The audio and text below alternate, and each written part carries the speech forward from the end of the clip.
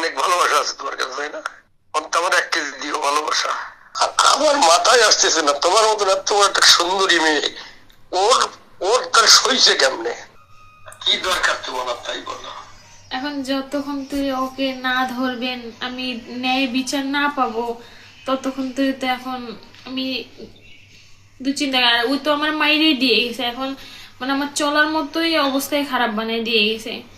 এখন আমার মাসে আমার কিস্তি হচ্ছে, আমার বেতন হচ্ছে 15,000 টাকা।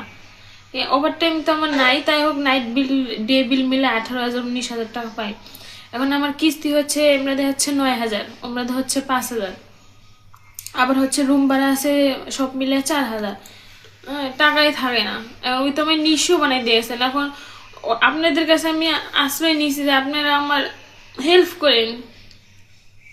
না, ওরে ধরলে কি ওর টাকা পাওয়া যাবে না? না না, ওইটা না, আমি ন্যায় বিচার তো পাবো। ওই আমার সাথে কেন প্রতারণা করলো?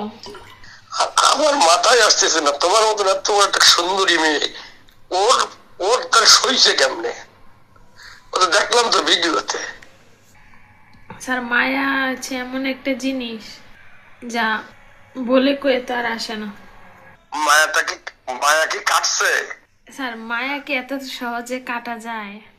আরে আল্লাহ, যে তোমার এইভাবে বেশি বলতেছে, বিশ্বাস করতেছে না, বিকাশে টাকা পাঠাও, এটা ওটা, এরপরে মায়া, এ কোন ধরনের মায়া? স্যার, ভালোবাসা তো এমনই অদ্ভুতই হয় না? তাই নাকি? দেখি ভালোবাসা কত থাকে, আর কত ভালোবাসা আছে দেখি না, আমরা একটু চাইবানি। অনেক ভালোবাসা আছে তোমার কাছে, তাই না? অন্ত আমার 1 কেজি দিও ভালোবাসা, নাকি সব দিয়ে দিছ? হ্যাঁ, জানি না। জানো না? না। আচ্ছা ঠিক আছে, দেখি। হ্যাঁ, আছে কিনা আর ভালোবাসা।